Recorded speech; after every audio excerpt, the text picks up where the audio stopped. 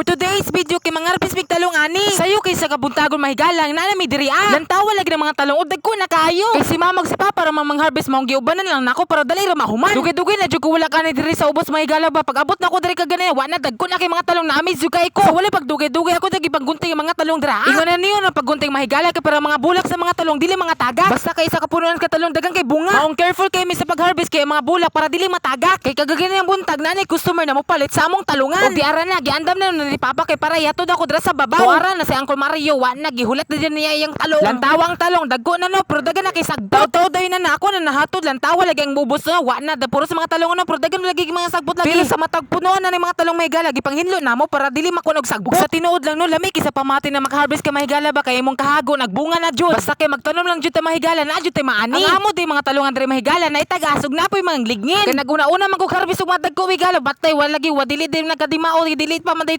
dapat harbiso. Lantawang talong nga tagas jud kayo no. Pero ni ato pugod dito sa layo pero pag ato na ko dito isa ra bunga. Og tuwa na si mama sa ubos dili siya ka makasuga ko diri sa taas kay taas man kayo no. Syempre na jud ang pinalanggan ako na Bruno.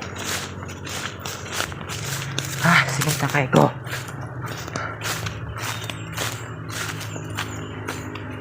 Pahit na magtalong para makala. Tilaw mo sa magtalong hastang lami